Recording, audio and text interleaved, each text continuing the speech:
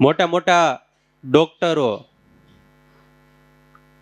Heart સ્પેશિયાલિસ્ટો હોય, neuro સર્જનો હોય, તમામ પ્રકારના ઓપરેશનો કરી નાખે અને છેલ્લે પછી હારે એટલે શું કે હવે તમે ભગવાનને પ્રાર્થના કરો.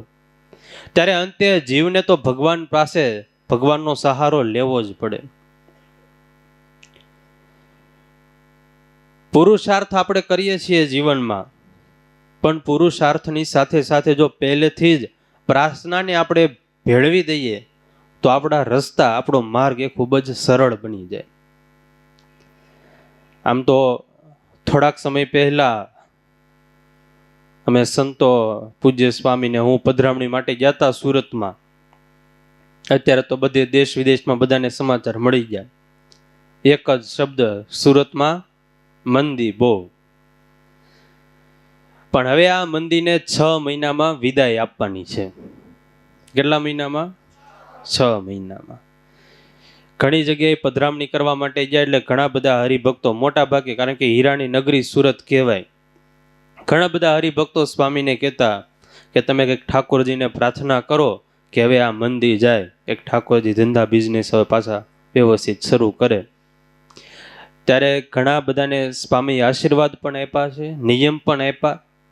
ઘણા હરિભક્તોને હજી પધરામણી થઈ ન હોય અથવા તો ખબર ન હોય ત્યારે જે ટીવીના માધ્યમથી, સોશિયલ મીડિયાના માધ્યમથી ને આ યુટ્યુબના માધ્યમથી બધા જ હરિભક્તોને કહેવાનું, 6 મહિનામાં મંદીને અલવિદા કેવી હોય તો એના માટેનો એક નિયમ જે સ્વામી બધા હરિભક્તોને આપે છે. આપણા લાલા ઘનશ્યામ ખૂબ જ ચમત્કારી ભગવાન છે. ઘણા બધા હરિભક્તો, વિદ્યાર્થીઓ એને ભગવાન પાસે સંકલ્પ કર્યો હોય અને પ્રાર્થના કરી હોય તો એના સંકલ્પ પણ સિદ્ધ થયા હોય એવું છે. પણ કહેવાય ને, આ બધી વસ્તુમાં જોઈએ શ્રદ્ધા. શ્રદ્ધા માતેવ સર્વેશામ. શ્રદ્ધા છે સર્વ સાધનોની માતા કહેવાય. નિયમ એવું છે કે 6 મહિના સુધી ભગવાનની આગળ, લાલા ઘનશ્યામની આગળ એને ભગવાનનો ફોટાની પ્રિન્ટ કઢાવી નાખવાની અને એ ભગવાનનો ફોટો સામે રાખવાનો. 6 મહિના સુધી રોજ ભગવાનની સામે 11 માળા, 21 માળા, તમારે જે પણ 11, 21, 51 જે પણ ભાવ એ પ્રમાણે તમે શ્રદ્ધા પ્રમાણે માળા કરવાની. માળા શરૂ કરી એની પહેલા ભગવાનને પ્રાર્થના કરવાની અને પછી માળા જ્યારે પણ શરૂ કરીએ ત્યારે જ્યાં સુધી માળા પૂરી ન થાય ત્યાં સુધી કાંઈ પણ બીજા સંકલ્પ નહીં કરવાના. આવી રીતે 6 મહિના સુધી માળા કરવાની શ્રદ્ધા રાખીને તો 100% 6 મહિનામાં એનું પરિણામ મળે. પણ શ્રદ્ધા જોઈએ, વિશ્વાસ જોઈએ ઠાકોરજી ઉપર.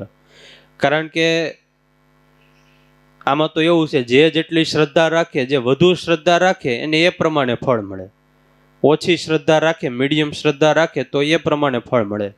અને પછી શ્રદ્ધા હાવ ઓછી જ હોય તો પછી કાં ફળમાં વાર લાગે કાં તો એ પ્રમાણે ફળ મળે. જેને જેટલી શ્રદ્ધા એને એ પ્રમાણે ફળ મળે.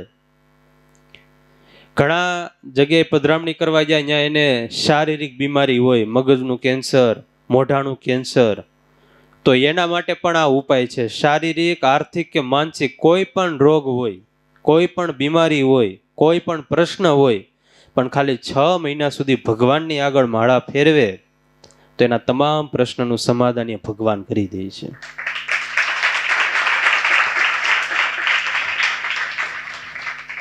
ઘણીવાર આપણને પ્રશ્ન થાય કે ભગવાનની આગળ પ્રાર્થના તો કરીએ તો હું ભગવાન પ્રાર્થના સાંભળતા હશે?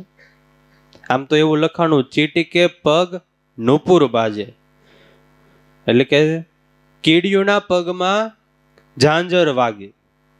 કીડીઓના પગમાં, આપણે હજી કીડીઓના પગે જોયા નથી. ત્યારે જો ભગવાન કીડીઓના પગમાં ઝાંઝર વાગે એ સાંભળી શકતા હોય તો આપણી પ્રાર્થના ન સાંભળી શકે? આમ તો એક વાત છે, સત્ય ઘટના છે, બનેલો પ્રસંગ. કોઈએ એક ગ્રંથ હશે, ન્યૂઝમાં આવ્યું હતું, ગ્રંથનું નામ તો નથી યાદ મને, પણ એ ગ્રંથના એને 20 વર્ષ સુધી પાઠ કર્યા ભગવાનની આગળ. કઈ સંકલ્પ કર્યો હોય છે, 20 વર્ષ સુધી પાઠ કર્યા એટલે ભગવાને દર્શન આપ્યા અને ભગવાન કહે કે તે 20 વર્ષ સુધી આ પાઠ કર્યા પણ કે હું તારી ઉપર રાજી નથી. ઓલો કે કાંઈ વાંધો નહીં, એ તો નાચવા લાગ્યો, આનંદમાં આવી ગયો. એટલે ભગવાન કે 20 વર્ષ પાઠ કર્યા, હું તારા ઉપર રાજી નથી અને તોય તને આનંદ?